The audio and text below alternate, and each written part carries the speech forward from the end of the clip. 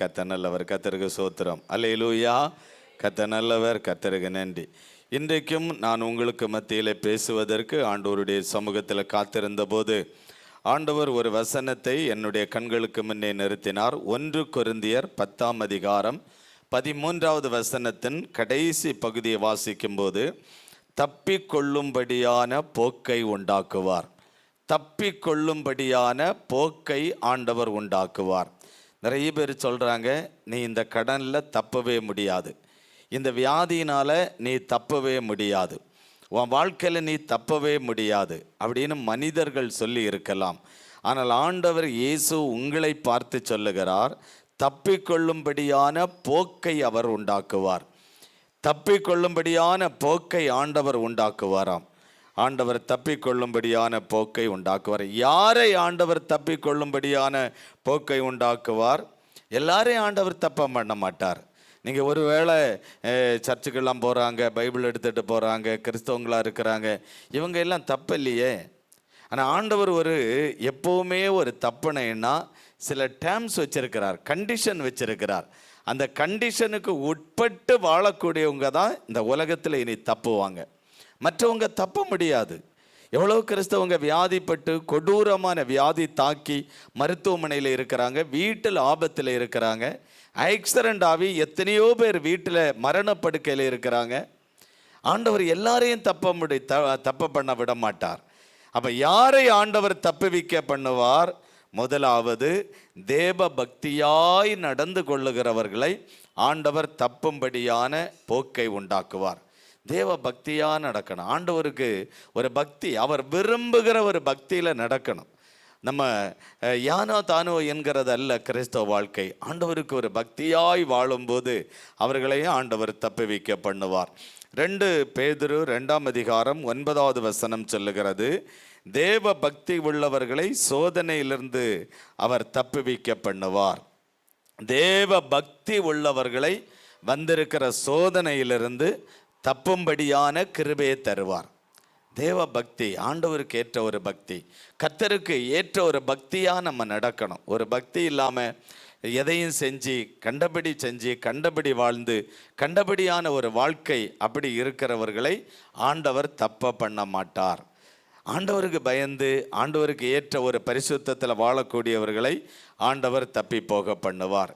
அப்போது சங்கீதம் 34:15 கூட வாசிக்கும்போது, அப்போது தேவனுக்கு ஏற்ற பக்தியாய் வாழும்போது அவர்களுடைய கூப்பிடுதலுக்கு ஆண்டவர் செவி கொடுப்பார்.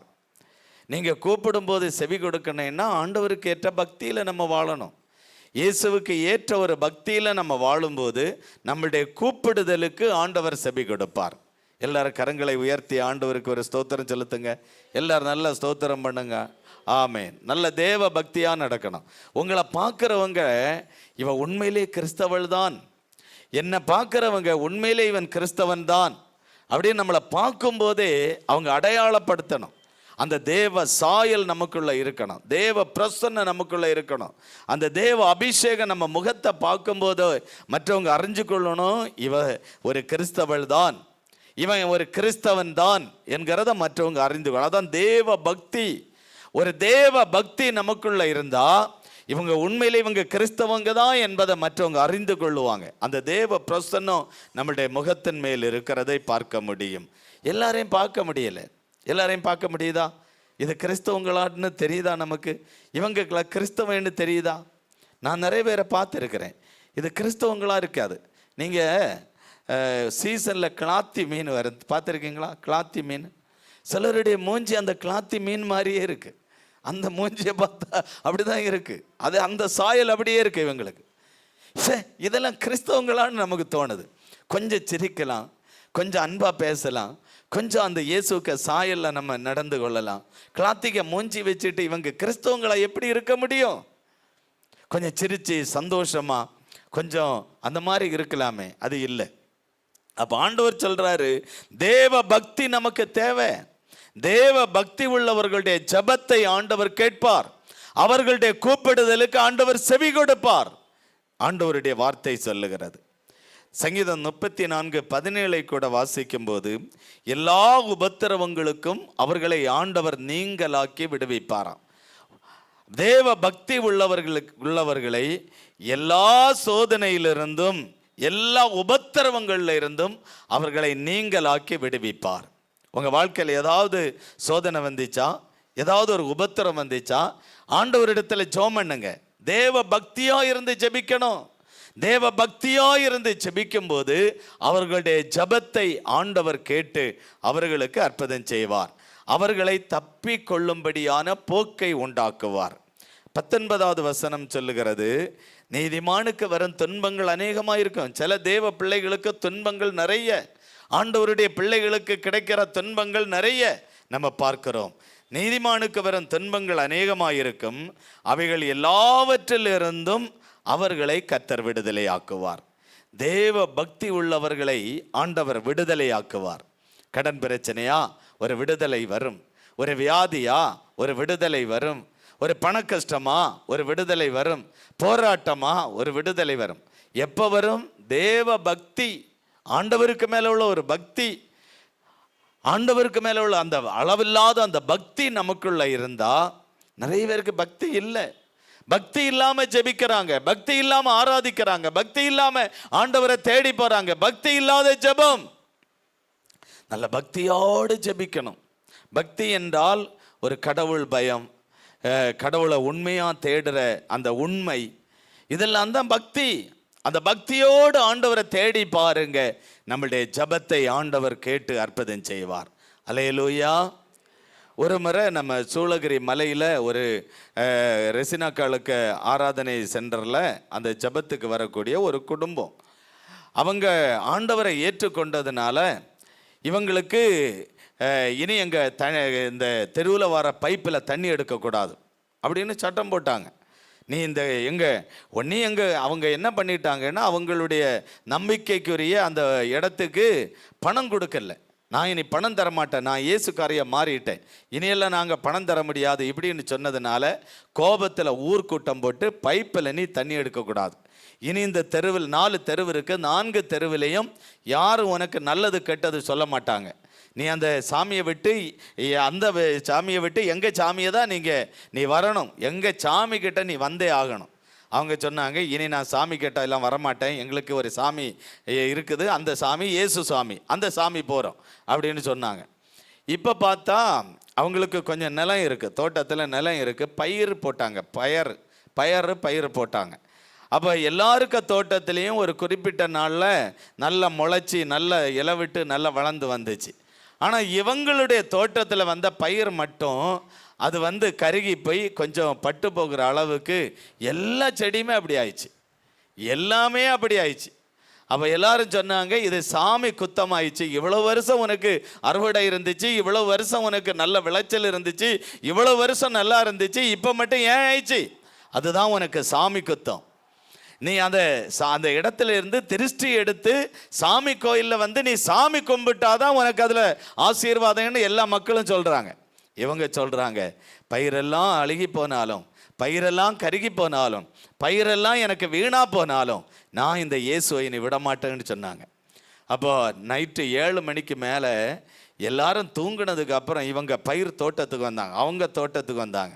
தோட்டத்தில் ராத்திரி இருட்டினதுக்கு அப்புறம் 7:30 மணிக்கு இருட்டினதுக்கு அப்புறம் அந்த தோட்டத்தில் இயேசு சுவாமி உங்கள் இடத்துல நான் இருக்கிறதுனால என் பயிரெல்லாம் இப்படி ஆகி போயிடுச்சுன்னு உங்களை தான் தூசிக்கிறாங்க, உங்களை தான் எல்லாரும் கஷ்டப்படுத்துகிறாங்க.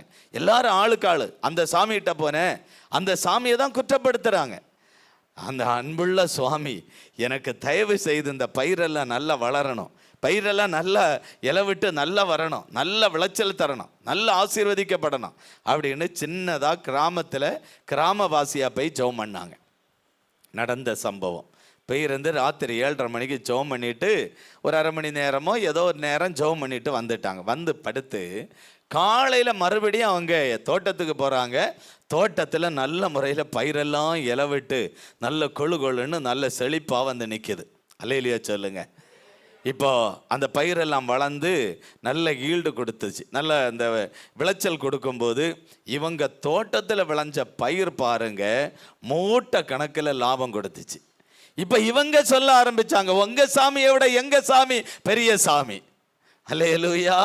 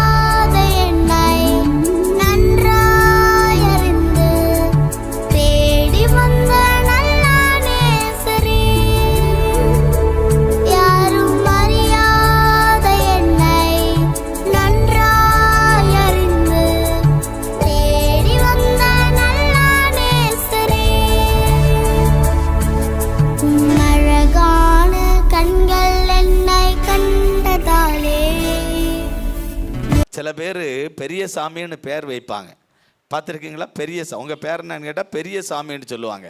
இந்த சோசியல் மீடியமாக பார்க்குற அண்ணா தம்பி பெரிய சாமி, இயேசு சாமி தான் பெரிய சாமி.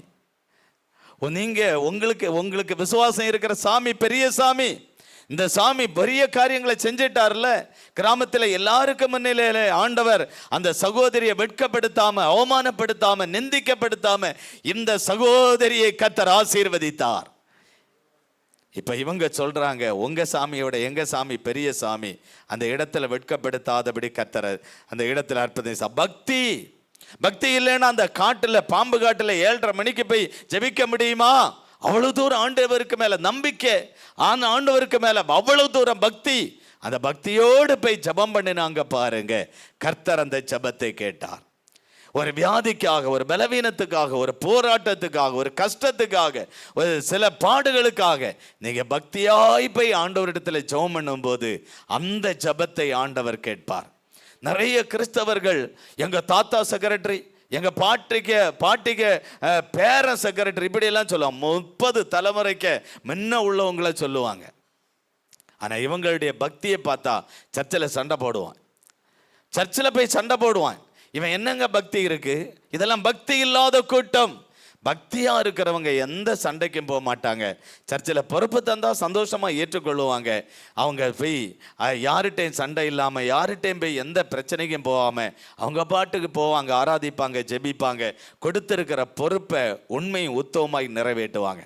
அவங்க தான் பக்தி உள்ளவர்கள். அல்லேலூயா. அவங்களுடைய ஜெபத்தை ஆண்டவர் கேட்பார். அவங்களுடைய ஜெபத்திற்கு ஆண்டவர் பதில் கொடுப்பார். அந்த ஜெபத்தின் மூலமாய் அந்த குடும்பம் ஆசீர்வதிக்கப்படும். தப்பிக்கொள்ளும்படியான போக்கை உண்டாக்க வேண்டுமானால் பக்தி உள்ளவர்களாக இருங்க. ஒரு பெரிய பக்தி நமக்கு தேவை. இயேசுக்கு மேல அளவில்லாத ஒரு பக்தி தேவை. பக்தி இல்லாத ஆராதனை வேண்டாம், பக்தி இல்லாத ஜெபம் வேண்டாம், பக்தி இல்லாத கிறிஸ்தவ வாழ்க்கை வேண்டாம், பக்தி இல்லாத எதுவும் வேண்டாம். ஒரு பக்தியாய் நீ இரு. உன்னுடைய ஜெபத்தை நான் கேட்டு உன்னை நான் ஆசீர்வதிப்பேன், உன்னை நான் விடுதலையாக்குவேன், உன்னை நான் சுகமாக்குவேன், உன்னை நான் குணமாக்குவேன், நீ விரும்புகிற காரியத்தை உனக்கு நான் தருவேன் என்று ஆண்டவர் சொல்லுகிறதை பார்க்கிறோம். ரெண்டாவது, யாரை ஆண்டவர் தப்பிக்கொள்ளும்படியான போக்கை உண்டாக்குவார்? முதலாவது பக்தியா இருக்கணும். ரெண்டாவது, தேவனுக்கு பயந்து வாழ்கிறவர்களை தப்பிக்கொள்ளும்படியான போக்கை உண்டாக்குவார். ஆண்டவருக்கு பயப்படுகிற பயம் நமக்கு இருக்கணும்.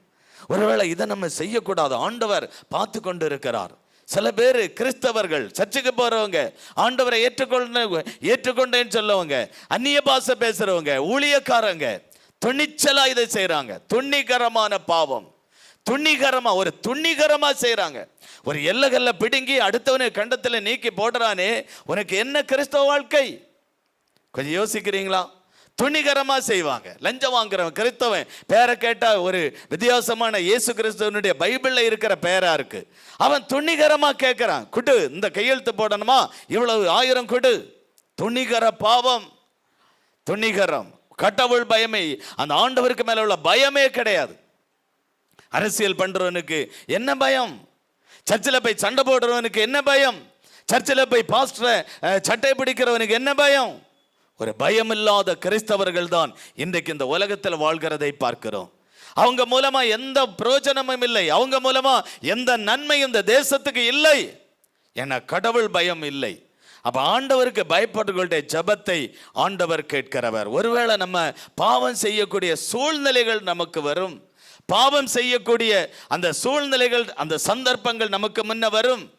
ஆனா அதை விட்டு விலகி ஒரு பரிசுத்தத்தை தேடி ஓடுகிற சில பேரை நம்ம பார்க்கிறோம். பைபிள்ல பாருங்க, ஆதியாகமம் 39வது வசனத்தை வாசிக்கும் போது, அந்த 39ஆம் அதிகாரம் அந்த முழுவதும் வாசித்தா, யோசேப்பு என்கிற ஒரு வாலிபன், 17 வயசு, அந்த டீனேஜ் பருவம், அந்த வாலிப பருவம், திடகாத்திரமான ஒரு வாலிபனுக்குள்ள இருக்கிற அந்த இளம் பிராயம், அந்த பருவம். அந்த பருவத்தில் போர்த்திபானுடைய வீட்டில் ஒரு வீட்டு வேலைக்காய் போயிருந்த போது, இவனுடைய அழகு, இவனுடைய சௌந்தரியம், இவனுடைய ஆக்டிவ், இவனுடைய திறமை, இவனுடைய முகம், இதெல்லாம் பார்த்து அந்த போர்த்திபானுடைய மனைவி இவன் மேல ஆசைப்படுறா. நீ என் கூட சயனிக்கணும் நீ அப்படின்னு அவ வற்புறுத்தின போது, இவன் என்னால் முடியாது, என்னை பார்த்து கொண்டிருக்கிற ஒரு ஆண்டவர் இருக்கிறார், என்னை அவர் கவனித்துக் கொண்டிருக்கிறார், நான் ஆண்டவர் என்னை கவனித்துக் கொண்டிருக்கிறார், இவருக்கு முன்னே நான் பாவம் செய்வது எப்படி ஒருவேளை அந்த வஸ்திரத்தை உரிந்து கொண்டு அவனை காப்பாற்றிக் கொள்ளும்படி அவன் ஓடனாம் பாருங்க. ஒருவேளை அவனுக்கு மேல திருட்டு பட்டம், கள்ளப்பேரு, பொய்யான குற்றச்சாட்டுகள், ஜெயில் வாழ்க்கை, அரஸ்ட் வாழ்க்கை, கைதி வாழ்க்கை, இப்படி சில காலங்கள் தான். ஒருவேளை நீங்க உண்மையா இருக்கிறீங்க, இதனால் அவமானப்பட்டீங்களா? நான் உண்மையா தானே இருக்கிறேன், ஏன் என்னை இவங்க பரிகாசம் பண்றாங்க, ஏன் என்னை இவங்க நிந்திக்கிறாங்க, ஏன் என்ன குற்றம் சாட்டுறாங்க, ஏன் என்ன பொய்யான இந்த காரியத்தை இவங்க சொல்றாங்க? அதனால அவமானப்பட்டீங்களா? அதனால நிந்திக்கப்பட்டீங்களா? அதனால நீங்க தலை குனிய வேண்டிய சூழ்நிலை வந்துச்சா? பொறுத்து கொள்ளுங்க, நீங்க தலை நிமிர வேண்டிய ஒரு காலங்கள் வரும். யோசேப்பை ஆண்டவர் தலை நிமிர பண்ணினார். கொஞ்ச நாட்கள் அவன் ஜெயிலில் இருந்தது உண்மைதான், கைதியாய் இருந்தது உண்மைதான், சில பாடுகளும் கஷ்டங்களும் சில சோதனைகளும் அவனுக்கு வந்தது உண்மைதான். ஆனாலும் ஏற்ற காலம் வந்தபோது இவன் ஒரு நிரபராதி, இவன் மூலமாகத்தான் இந்த தேசத்துக்கே ஆசீர்வாதம் என்று ராஜா தன்னுடைய பொறுப்பை இந்த யோசேப்பின் மேல் கொடுத்து அவன் மூலமாய் அந்த தேசத்தில் எவ்வளவு பெரிய ஆசீர்வாதம். இஸ்ரவேல் நாட்டில் பஞ்சம், சாப்பாட்டுக்கு வழி இல்லை. இந்த யோசேப்பின் நிமித்தம் எகிப்தை கர்த்தர் ஆசீர்வதித்தார். இஸ்ரவேல் நாட்டில் இருந்த மக்கள் ஜனங்கள் இந்த எகிப்துக்கு வந்து தானியத்தை இவன் கொடுத்து அனுப்புற அளவுக்கு இவன் மூலமாய் அந்த தேசத்தில் ஒரு பெரிய ஆசீர்வாதம். நீங்க வாழ்ற வீட்டில் மாமியாரால நிந்திக்கப்படுறீங்க, மாமனாரால நிந்திக்கப்பட்டு அவமானப்படுறீங்க, சகிச்சு கொள்ளுங்க. இந்த வீடு உங்க மூலமாகத்தான் ஆசீர்வதிக்கப்படும். நீங்க தான் அந்த வீட்டுக்கு ஆசீர்வாதம். இப்ப சொல்லுவாங்க மாமியார், நீ வந்து என்ன வந்தியோ அந்த வீட்டுக்கு, அன்னையிலிருந்து என் குடும்பம் இப்படி ஆயிடுச்சு அப்படி ஆயிடுச்சுன்னு பேசுவாங்க. ஒரு மாதிரி வித்தியாசமா பேசி இருக்கலாம், சகிச்சு கொள்ளுங்க. ஆனால் வரக்கூடிய நாட்கள்ல நீங்க தான் அந்த வீட்டுக்கு ஒரு பெரிய ஆசீர்வாதமா இருக்க போகிறீர்கள். அல்லேலூயா. யோசேப்பு நிமித்தம், யோசேப்பு ஆண்டவருக்கு பயந்து கடவுள் ஒரு பயத்தோடு வாழ்ந்தான் பாருங்க. அந்த பயத்திலிருந்து அந்த பாவத்தை விட்டு விலகி வாழ்ந்ததுனால கர்த்தர் அவனை தப்பி போக பண்ணினார். அதே போல யோபுவை பாருங்க, அந்த முதல் அதிகாரத்திலிருந்து நீங்க வாசிக்கும் போது 10வது வசனம் சொல்லுகிறது, நீர் அவனையும் அவன் வீட்டிலும் அவனுக்கு உண்டான எல்லாவற்றையும் சுற்றி வேலி அடைக்கவில்லையோ, அவனுடைய கிரியைகளை ஆசீர்வதித்தீர், அவனுடைய சம்பத்து தேசத்தில் பெருகிற்று. இவன் ஆண்டவருக்கு பயந்து வாழ்ந்தான், கர்த்தருக்கு பயப்படுகிற பயம். ஏன்னா இவனுடைய வாழ்க்கையில் நிறைய இழப்புகள், ஆடு மாடு மரித்து, பிள்ளைகள் மரித்து, வீடு இடிந்து, அவனுக்கு சொத்துக்கள் எல்லாம் இழந்து, இப்போ இவனுடைய சரீரத்தில் பருக்கள் இவனுடைய சரீரத்தை வாட்டி வதைத்து சரீரம் எல்லாம் வியாதி பிடித்து இவனுடைய வாழ்க்கையில் ஒரு பெரிய ஒரு போராட்டமான ஒரு சூழ்நிலை. நீங்களும் நானுமா இருந்தா என்னத்த கிறிஸ்தவ வாழ்க்கை, ஏன் இயேசுவை ஏற்றுக்கொண்டு என்ன பிரயோஜனம், அவரை விட்டுட்டு வாழ்றதா நல்லதுன்னு விட்டுட்டே போயிடுவோம். எல்லாத்தையும் இழந்துட்டான். சரீரத்தில் எலும்பிலிருந்து வரக்கூடிய பருக்கள், அவனுக்கு எவ்வளோ வலி இருந்திருக்கும். சரீரம் எல்லாம் வலி, உச்சி தலையிலிருந்து உள்ளம் கால் வரையிலும் பருக்கள் அவனை வாதித்தது, வாட்டினது என்று வேதம் சொல்லுகிறது. இப்போ பாருங்க, ஓட்டை எடுத்து சுரண்டி கொண்டு அவன் வேதத்தில் நம்ம தொடர்ந்து வாசித்தா, கிழக்கத்தி புத்திரர்களில் எல்லாரிலும் பெரியவனாய் இருந்த யோபு, எல்லாரிலும் பணக்காரனாய் இருந்தவன், இன்னைக்கு ஓட்டை எடுத்து சுரண்டி கொண்டு ஒரு துண்டை கட்டிட்டு சாம்பல்ல உட்கார்ந்து அப்படியே சுரண்டி இருக்கிறான் பாருங்க. அந்த பருக்கள் வலி ஒரு பக்கம், இனி ஒரு பக்கம் ஊரல் ஒரு பக்கம். அதனால தான் சோட்டை எடுத்து சுரண்டிட்டு இருக்கிறான் பாருங்க. அந்த அளவுக்கு பரிதாபமான ஒரு நிலைமையில வாழ்ந்த யோபுவை கர்த்தர் அவன் ஆண்டவருக்கு பயந்து வாழ்ந்ததினால, கடவுள் பயத்தோடு இந்த உலகத்தில் வாழ்ந்ததினால பரவாயில்லை. இயேசு நல்லவர் மிஷனரி ஊழியத்தின் சார்பாக உங்களை அன்புடன் வாழ்த்தி வரவேற்கிறேன். நமது சகோதரர் ஆர் புனிதராஜ் அவர்கள் மூலமாக 2005ஆம் வருடம் முதல் துவங்கப்பட்ட இந்த மிஷனரி கிராம ஊழியம் பிரதானமாக 7 வகையிலாக தேவ நாமத்தை மகிமைப்படுத்தி வருகிறது. கைப்பிரதி ஊழியம், சிறுவர் ஊழியம், வாலிபர் ஊழியம், சுவிசேஷ ஊழியம், மிஷனரிகளை அனுப்பும் ஊழியம், ஆலயம் கட்டும் ஊழியம் மற்றும் சபை ஊழியம் ஆக 7 வகையிலான ஊழியங்களை நமது சகோதரர் ஆர் புனிதராஜ் அவர்கள் வழியாக கர்த்தரே இதை செய்து வருகிறார். இது எங்களால் உண்டானதல்ல, இது தேவனால் உண்டானது. தாங்களும் எங்களோடு இணைந்து இந்த ஊழியத்தில் பங்கு கொள்ளும்படி பணிவுடன் அழைக்கிறோம். வாரீர், எங்களோடு இணைந்து செயல்படுவீர். கர்த்தர் தாமே உங்களை ஆசீர்வதிப்பாராக. ஆமென். உலகத்தில் 80 வருஷம் நான் சகிச்சு கொள்றேன், ஆனால் இதற்கு பிறகு எனக்கு ஒரு வாழ்க்கை வைத்திருக்கிறார். அந்த வாழ்க்கை எனக்கு ஆசீர்வாதமாக இருக்கும், அந்த வாழ்க்கை மகிழ்ச்சியாக இருக்கும், அந்த வாழ்க்கை நிம்மதியாக இருக்கும் என்று அந்த வாழ்வுக்கு நேராய் இவன் ஆண்டவருக்கு பயந்து நடந்தான் பாருங்க. எல்லா சூழ்நிலைகளை கர்த்தர் மாற்றினார். கடவுள் பயத்தில் வாழ்ந்தா எல்லா போராட்டங்களையும் மாற்றுவார், எல்லா சூழ்நிலைகளையும் மாற்றுவார், எல்லா காரியங்களையும் மாற்றி ஒரு புதிய வாழ்க்கை ஆண்டவர் நமக்கு தருவார். இப்போ யோபுவுக்கு பாருங்க, ஒரு புதிய வாழ்க்கை ஆண்டவர் கொடுத்தார். இவனுடைய வாழ்க்கையில் இருந்த போராட்டங்கள் மாறினது, வியாதி மறைந்தது, பிள்ளைகள் பிறந்தார்கள், வீடு கிடைத்தது, சொத்துகள் கிடைத்தது, ஆடு மாடுகள் கிடைத்தது, மிருக ஜீவன்கள் கிடைத்தது, இழந்து போனது எல்லாவற்றையும் கர்த்தர் 2 மடங்கு திருப்பி தந்தார். நல்ல கடவுள் பயம், ஆண்டவருக்கு பயப்படுகிற பயம், அந்த பயத்தில் நம்ம வாழ்ந்தால் ஒருவேளை நீங்க ஏதோ ஒன்றை இழந்திருக்கலாம், சொத்தை இழந்திருக்கலாம், மதிப்பை இழந்திருக்கலாம், வேலை இழந்திருக்கலாம், பணத்தை இழந்திருக்கலாம், நகை இழந்திருக்கலாம். ஒரு கடவுள் பயத்தில் வாழ்ந்தால் நிச்சயமாய் ஆண்டவர் 2 மடங்கு திருப்பி தருவார். சரீர ஆரோக்கியத்தை இழந்திருக்கலாம், எதை இழந்தீங்களோ கர்த்தர் 2 மடங்கு திருப்பி தருவார். கடவுள் பயம், ஆண்டவருடைய பயம். ஒரு கடவுள் பயம் இல்லாத போதகர்கள், கடவுள் பயம் இல்லாத ஊழியர்கள், கடவுள் பயம் இல்லாத விசுவாச குடும்பங்கள், கடவுள் பயம் இல்லை. ஒரு கடவுள் பயம் இல்லாமல் நான் பார்த்துருக்கேன். ஒரு முறை நான் அவங்கள பார்க்கும்போது நல்ல வெள்ளை ட்ரெஸ்ஸில் தான் போவாங்க. சர்ச்சுக்கு போகும்போது புருஷனும் மனைவியோ 2 பேரும் நல்ல வெள்ளை ட்ரெஸ்ஸில் தான் போவாங்க. அப்படி தன்னை பரிசுத்தமாய் காட்டி கொள்ளுகிற ஒரு கூட்டம். அங்கே சர்ச்சில் போனால் நல்லா துள்ளி அடித்து சோத்திரம் அல்லேலியா சொல்லி நல்லா கையை தட்டி கை அடித்தாங்க பாருங்க, சபையே கிடுங்கும். அந்த அளவுக்கு கை தட்டி பாடி அப்படி ஒரு நாள், ஒரு குறிப்பிட்ட நாள் அந்த பக்கம் போகும்போது சண்டை பயங்கர, 2 பேர் குடும்பத்துக்கு சண்டையில் பேசுனாங்க பாருங்க. நீங்களும் நானும் யாரும் ஒரு குடிகாரம் பேசுகிற பேச்சு கூட அப்படி இருக்காது. அந்த அளவுக்கு கீழ்த்தரமான வார்த்தைகள், தரக்குறைவான வார்த்தைகள், மோசமான வார்த்தைகள்.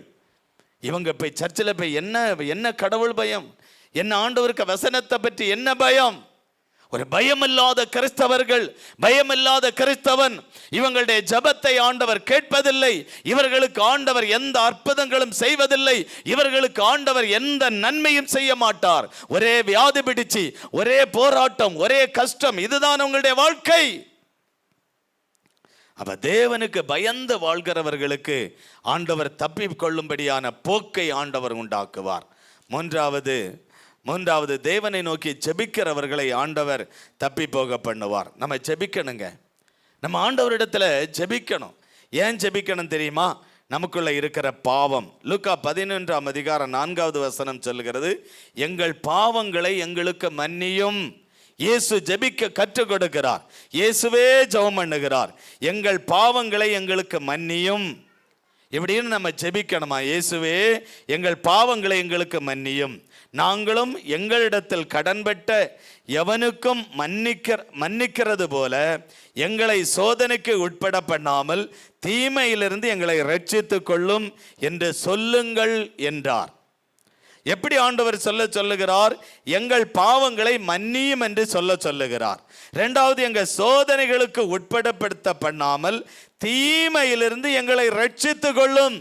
ஆண்டவரே, இந்த தீமை வந்து போச்சப்பா, இந்த போராட்டம் வந்து போச்சப்பா, இந்த பிரச்சனை வந்து போச்சப்பா, இந்த ஆபத்து வந்து போச்சப்பா, ஆண்டவரிடத்துல சொல்லி ஆண்டவர் ஜெபிக்க சொல்லுகிறார். அப்படி ஜெபிக்கிறவர்களுடைய ஜெபத்தை ஆண்டவர் கேட்டு அவங்களுக்கு தப்பிக்கொள்ளும்படியான போக்கை உண்டாக்குவார்.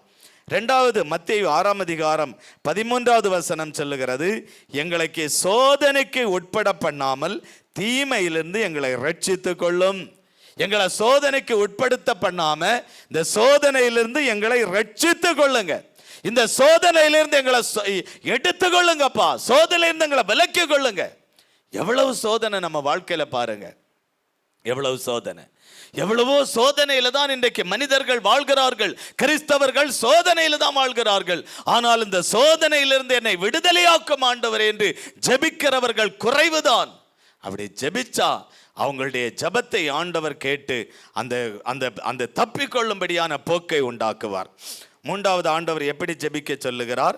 மத்தேயு 26ஆம் அதிகாரம் 41வது வசனம் சொல்லுகிறது, நீங்கள் சோதனைக்கு உட்படாதபடி விழித்திருந்து ஜெபம் பண்ணுங்க. விழிப்பாருங்க. சோதனைக்கு இனி உட்பட பண்ணாம நீங்க விழிப்பாயிருந்து ஜெபிங்கன்னு ஆண்டவர் சொல்லுகிறார். சோதனை இனி வராதபடி நீங்க விழிப்பாயிருந்த ஆண்டவர் ஜெபிக்க சொல்லுகிறார். எப்படியும் தப்பிக்கொள்ளும்படியான போக்கை ஆண்டவர் உண்டாக்குவார். உங்க வாழ்க்கையில் வந்த சோதனையிலிருந்து நீங்க தப்பும்படியான போக்கை ஆண்டவர் இன்றிலிருந்து உண்டாக்க போகிறார். நீங்க தப்பனைன்னா ஒரே வழி, தேவ பக்தியாய் நடக்கணும். ஆண்டவருக்கு பக்தி உள்ள ஒரு கிறிஸ்தவ வாழ்க்கை, ஒரு பக்தியான ஒரு வாழ்க்கை, ஆவிக்குரிய வாழ்க்கை. பக்தி என்றால் உண்மையான ஒரு ஆவிக்குரிய ஒரு வாழ்க்கை வாழ வேண்டும் என்று கர்த்தர் விரும்புகிறார். ஒரு ஆவிக்குரிய வாழ்க்கை. தேவ பக்தி என்றால் ஒரு ஆவிக்குரிய வாழ்க்கை, ஒரு ஆவிக்குரிய வாழ்க்கை. ஒரு ஆவிக்குரியவங்க ஒரு கனிவான பேச்சு, அன்பான அந்த அந்த அந்த அன்புள்ள அந்த ஆவியின் கனிகள், அன்பு, சந்தோஷம், சமாதானம், சாந்தம், நீடிய பொறுமை, இதெல்லாம் உள்ளவங்களா அவங்க வாழ்வாங்க. அப்போ ஆவிக்குரிய வாழ்க்கை அது வாழ்கிறவங்களை கர்த்தர் தப்பிக்கொள்ளும்படியான போக்கை உண்டாக்குவார். ரெண்டாவது, ஆண்டவருக்கு பயப்படுகிறவர்கள். பயந்து, கடவுள் பயம் வேணும். ஆண்டவர் என்ன பார்த்து கொண்டு இருக்கிறார். துணிச்சலா செய்யக்கூடாது, துணிகரமாய் செய்யக்கூடாது, துணிகரமா பேசக்கூடாது, துணிகரமா செயல்படக்கூடாது. அப்படி பயந்து வாழ்கிறவர்களை ஆண்டவர் தப்பிக்கொள்ளும்படியான போக்கை உண்டாக்குவார். மூன்றாவது, தேவனை நோக்கி ஜெபிக்கிறவர்கள். ஆண்டவரிடத்துல ஜெபிக்கணும், தினமும் ஜெபிக்கணும். காலையில ஜெபிங்க, மாலையில ஜெபிங்க, ஜெப வீட்டில் ஜெபிங்க, வீட்டில் ஜெபிங்க. அப்படி ஜெபிக்கிறவர்களை ஆண்டவர் தப்பி போகும்படியான போக்கை ஆண்டவர் உண்டாக்குவார். நம்ம எல்லாரும் அப்படியே ஜெபிப்போமா? கர்த்தர் நல்லவர். ஆண்டவரே, இன்னிலிருந்து என்னுடைய வாழ்க்கை மாறணும். ஆண்டவரே, நான் தப்பிக்கொள்ளும்படியான போக்கை எனக்கு உண்டாக்குவேன்னு இன்னைக்கு சொல்லி இருக்கிறீங்க. நான் தான் ஆண்டவரே, என்னை பார்த்து தான் சொன்னாங்க நீ தப்ப மாட்டேன்னு சொன்னாங்க. டாக்டர் சொன்னாங்க, சில மனிதர்கள் சொன்னாங்க நீ தப்ப மாட்ட, நீ தப்பவே மாட்ட அப்படின்னு சொல்லி இருக்கிறாங்க. அப்படி எல்லாரும் எழும்புங்க, எல்லாரும் எழுந்துருங்க. ஆமேன், சோத்திரம். ஒரு 2 நிமிஷம், அவ்வளவுதான். அப்படி எல்லாரும் கண்களை மூடி, ஹல்லேலூயா. நீங்க தப்பும்படியான போக்கை ஆண்டவர் உண்டாக்குவார். தப்பும்படியான போக்கை கர்த்தர் உண்டாக்குவார். எல்லாரும் அப்படியே உதவி வரும் கண்மலையை நோக்கி பார்க்கின்றேன், வானகம் வையகம் படைத்தவரை நான் பார்க்கிறேன் என்கிற பாடலை எல்லாரும் உற்சாகமாய் பாடுங்க. ஆண்டவர் உதவி உங்களுக்கு தந்து அந்த வந்திருக்கிற சோதனையிலிருந்து தப்பிக்கொள்ளும்படியான போக்கை உண்டாக்கி கர்த்தர் உங்களை ஆசீர்வதிக்க போகிறார்.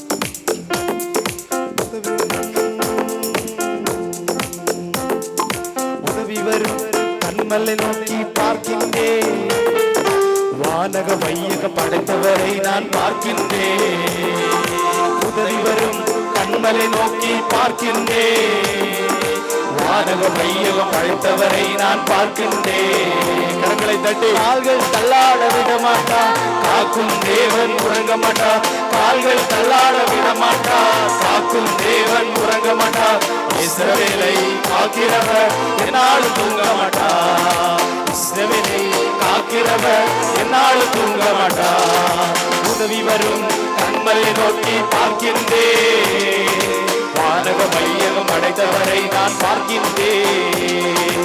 உதவி வரும் கண்மலை நோக்கி பார்க்கின்றேன், வானக மையகம் அடைத்தவரை நான் பார்க்கின்றேன்.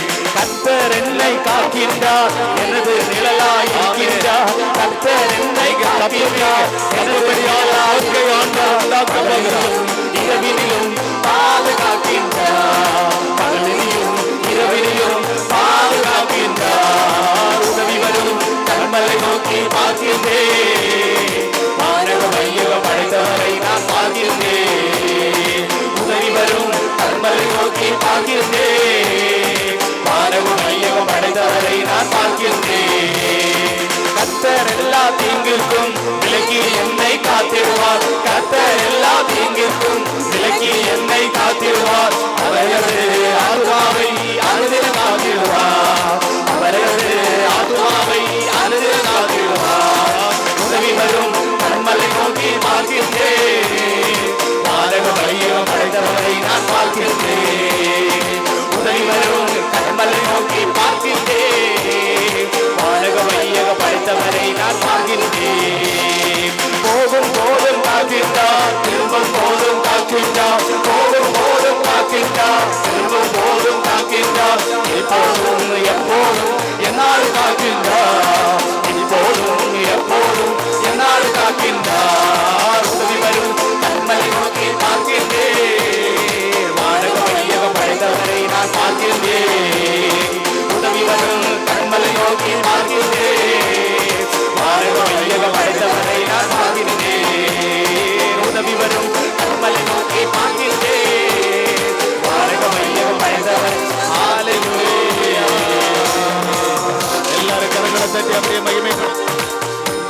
எல்லாரும் அப்படியே உற்சாகமாய் கரங்களை தட்டி நீங்க தப்பும்படியான போக்கை ஆண்டவர் உண்டாக்க போகிறார். நீங்க தப்பிக்கொள்ளும்படியான ஒரு போக்கை கர்த்தர் உண்டாக்க போகிறார். எல்லாரும் அப்படியே உற்சாகமாய் கரங்களை தட்டி ஆண்டவரை மகிமைப்படுத்துவோம். ஹல்லேலூயா. ஆண்டவரே, எங்களை பார்த்து சில மனிதர்கள் சொன்னார்கள், நீ தப்ப மாட்ட, நீ இந்த குடிகாரனோடு நீ தப்ப மாட்ட, இந்த கடனோடு நீ தப்ப மாட்ட, இந்த வியாதியோடு நீ தப்ப மாட்ட, நீ அவ்வளவுதான் சொன்னாங்க. ஆனால் கர்த்தர் என்னை தப்பிப்படியான ஒரு போக்கை உண்டாக்க போகிறார். நான் தப்பும்படியான ஒரு போக்கை கர்த்தர் உண்டாக்க போகிறார். அதற்காக நாங்கள் ஆண்டவருக்கு நன்றி செலுத்துகிறோம். ஆண்டவரே, இன்றைக்கு இந்த இடத்துல வந்திருக்கிற இந்த பிள்ளைகள் யாவரையும் கர்த்தர் விசேஷமாய் ஆசீர்வதிப்பீராக. நல்ல பாடல்கள், நல்ல ஜபங்கள், நல்ல ஆராதனைகள், ஆண்டவரே இன்னைக்கு விசேஷமான ஒரு கூட்டத்தை தந்தீரே, ஆண்டவருக்கு நாங்கள் நன்றி செலுத்துகிறோம் ராஜா. மறுபடியும் நாங்கள் அடுத்த வாரம் இந்த இடத்திலே சந்திக்கிறது வரையிலும் ஆண்டவருடைய கிருபை எங்களோடு கூட இருக்கட்டும். ஆண்டவர் எங்களை தப்புவித்து எங்களை ஆசீர்வதிக்கும்படியாய் ஜெபிக்கிறோம். உம்முடைய அன்பு கரத்துக்குள்ள எங்களை தாழ்த்தி தருகிறோம். எல்லா துதியும் கனத்தையும் மகிமையும் நாங்கள் ஏசப்பா ஒருவருக்கே செலுத்துகிறோம். இயேசு கிறிஸ்துவின் நாமத்தில் ஜெபிக்கிறோம். ஜெபங்களும் ஜீவனுள்ள எங்கள் நல்ல பிதாவே, ஆமென்.